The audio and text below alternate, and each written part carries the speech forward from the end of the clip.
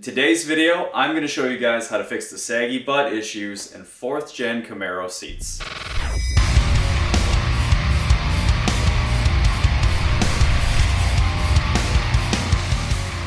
Alright guys, so let's go over the interior on this thing, so consider this a tour or something. Hey, look at that. Typical GM issues. This thing's full of typical GM problems. Things like the door panels are kind of separating and, you know, cracked plastic. Thankfully, a lot of this stuff still works. Blown speakers. Steering wheel's got, you know, it's a hideous steering wheel to begin with, but like they're doing the separating thing.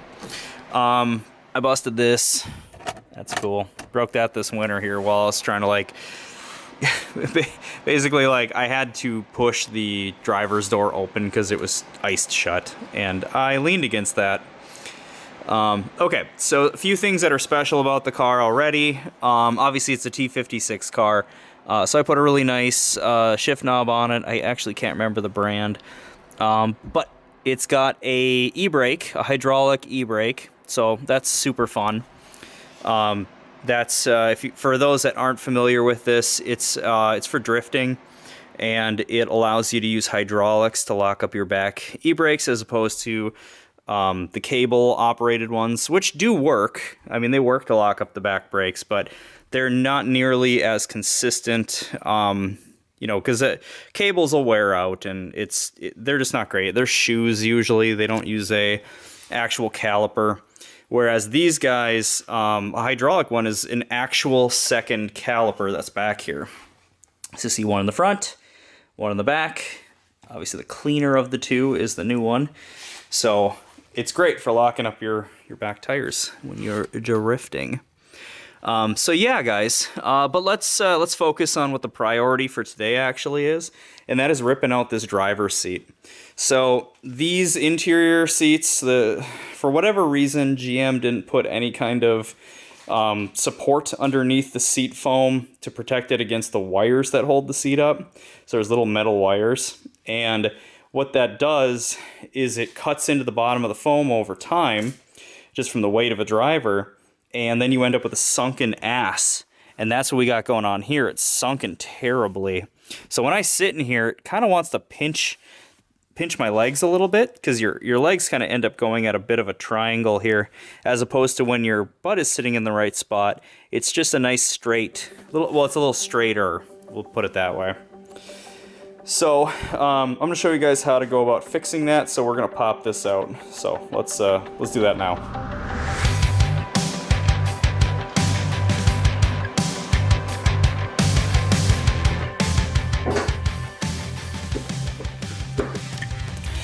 That's going to expose your bolts. So we've got 4 of those, and we got to remove those guys.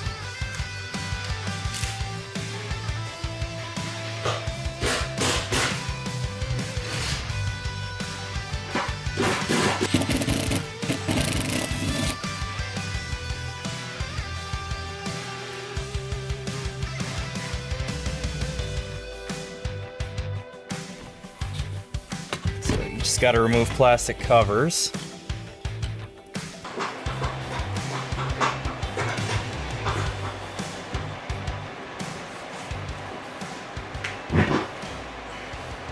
Beauty of TTops. It's so much easier.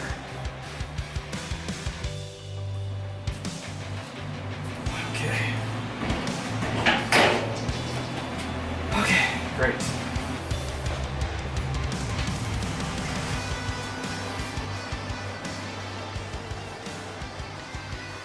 Okay, good. Didn't really cause any drama with that.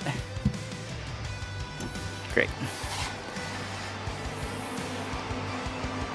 Okay, let's inspect the seat. Alright, so let's flip this up and take a look. Alright, yeah, you guys can see how bad this is. Not only are they cutting in, but some of the wires have actually split. So that makes a lot more sense about what's actually going on here. So that's why it's sunken in so badly. you know, you can see not only is it cutting in, but it's literally lost its support in the center section there. So yeah, what we'll do is we're gonna pop off the upholstery. I think we'll have to take off the plastics, probably some hog rings, peel off the upholstery, and we'll see if it's not too much drama to pull the foam out. We'll pull the foam out and we'll try and glue it back together. Might even, I don't know, debating if I want to actually adhere something to the bottom side of it. I think what I'll do is I'm going to try and replace some of these wires, make some of my own, and then what I think we'll do is we'll actually put some type of a support over the top of the wires themselves. And we'll decide what kind of fabric we want to use, or if we just want to use some kind of like a really strong tape or something like that. I think there's probably a really simple way to do this, because we can tell the main issue is actually just that the wires themselves broke and that they're cutting into the foam. So we can work with this.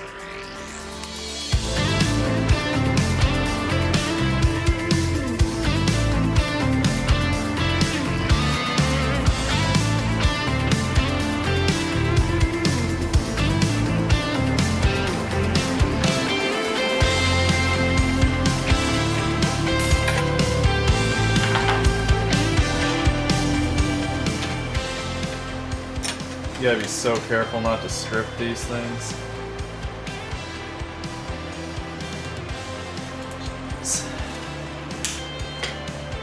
You almost need to bend a box end wrench to get a good bite on it.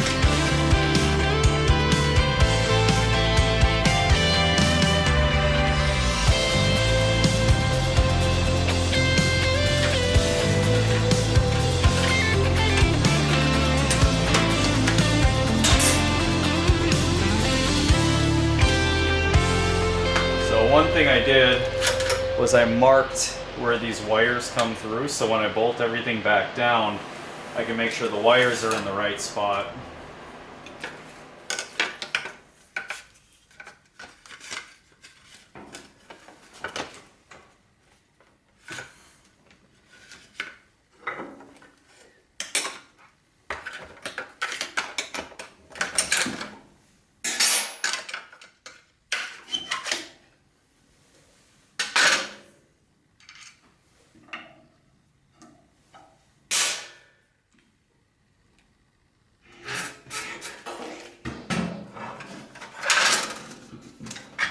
Okay, there we go. They're off. Now we can start messing with the foam.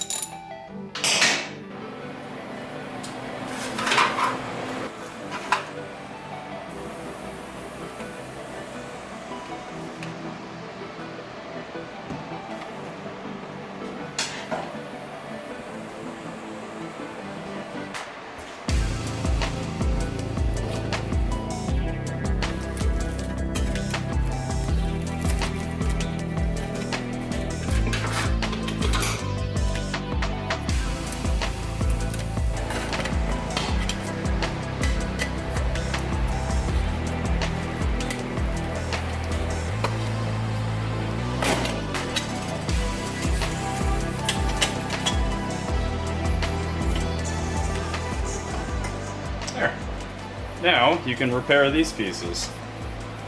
I'm going to start by replacing all of these little metal pieces. I'm going to leave the ones that are intact on there, and I might actually just double them up. Yeah. But that'll help hold the distance of it all correct. Okay, so I think we're at the point now where we need to start applying some adhesive, so I've actually got to run and pick some up. And we're also going to look at a couple different kinds of material on what to cover the foam with, just to give it like a little bit of extra protection and support. So head on up to I think like Jo-Ann fabrics or something to that effect. We're going to go take a look at a couple different materials. More than likely we'll use a type of canvas, something we know is going to be pretty tough. It's going to handle the abrasion from the wires kind of digging into it. You could probably use something like an old denim. That would probably be good too, as long as it's like a thicker, stronger denim. So yeah, we'll go over all of that here in just a second. So let's hop in the truck and get up there. Man, having kids just destroys your vehicle.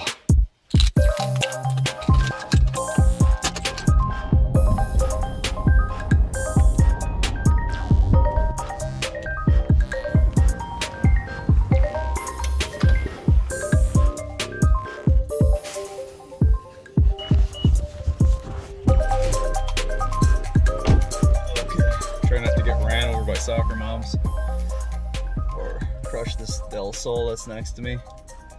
Okay, so we got our materials. Actually ended up going with something that I think is tougher than canvas. At least he really recommended it, said that it was super tough, probably the toughest stuff that he thinks is in the place. And it's called duck cloth. And now what that is it's like the material on Carhartt bibs. So it's really tough. I mean, I think they brag that stuff can like stop a chainsaw or something. I don't know if I buy that or not, but point is, it's really tough. It's really abrasion resistant. So that should be more than enough for these wires that are on the underside of the seat. So you can get that at any Jo-Ann fabric store. I can't say for certain if you can get it out of Michael's or Hobby Lobby. I'd assume you can. It seemed like it was a pretty popular material. Cost me all of $5 for the half yard that I picked up. Then I got a foam adhesive. So it's something meant for, you know, combining layers of foam together. He said that it'll work really good for putting cloth or a material over the top of it. So in this case, that should be just perfect. We're bonding old foam back together, and then we're gonna attach the duck cloth to the underside. So let's get back to the shop and let's move on to the next step.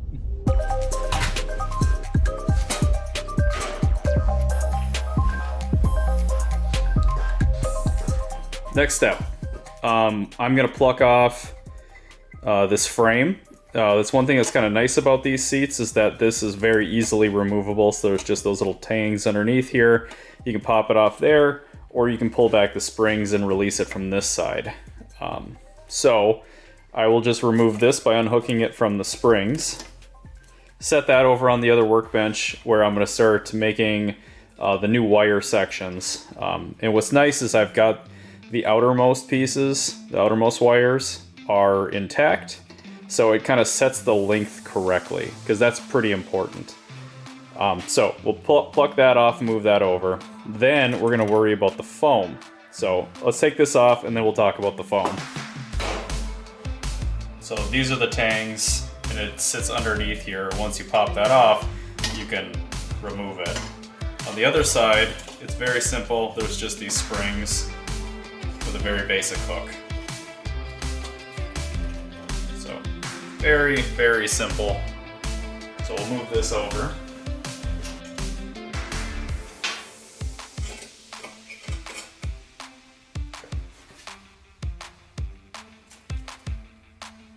Yep, so you can see when it presses down.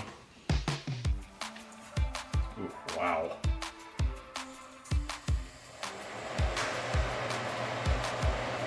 Actually, let's mask this first.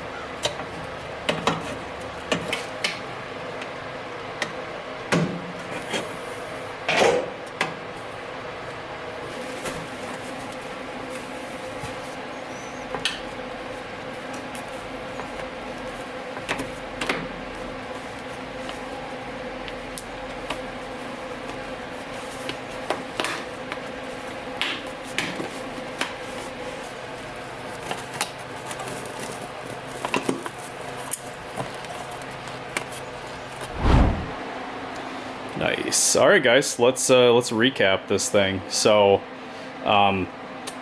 first I removed the support, sort of the basket on the underside. Took the basket off, brought it over to the other workbench, and started rebuilding the other pieces, the other wires. So these are spun; they're kind of wound together. They come out of the center of it. So if you look at it, these wires, like, they kind of come more out of the center, whereas these other original wires, they come from the top side. So that's where you get the slight difference in length to the two of them. So the original ones, they actually are not contacting the foam currently, whereas the other ones are. But this is foam, and the foam is actually going to contour. It's, as you're sitting on it, the foam's going to kind of adjust, and it's going to contour all the different wires. So I'm not super worried about it. And your butt is not going to notice the difference. So it really, anything is better than what it was. Now this is the duck cloth. So what I did was I pressed something on the underside of the seat so that all of the weight of the seat was on that. It was about, you know, it's one of these guys. Put that on the underside here. And that pushed all of the foam up in the center and actually opened up all of the areas that are already split, so I was able to spray inside of it with the contact adhesive. So once I got everything very saturated, I popped that guy back out from underneath it, set it back down fully, so it's resting like it was right now. All the foam kind of settled again, and then I took the duck cloth and I pressed it over the top of it, and I cut it to shape. Press the other edges underneath here, and it almost immediately started adhering to it. Like it's great. I'd almost go as far as saying you could just sit on it now. It's obviously not fully dried, but it's really adhered. So I think it looks awesome. 100 times better than what it was before. So now's the time to start buttoning the rest of this thing up. So we'll put the seat back together. We'll give it a day, and then install it back into the car.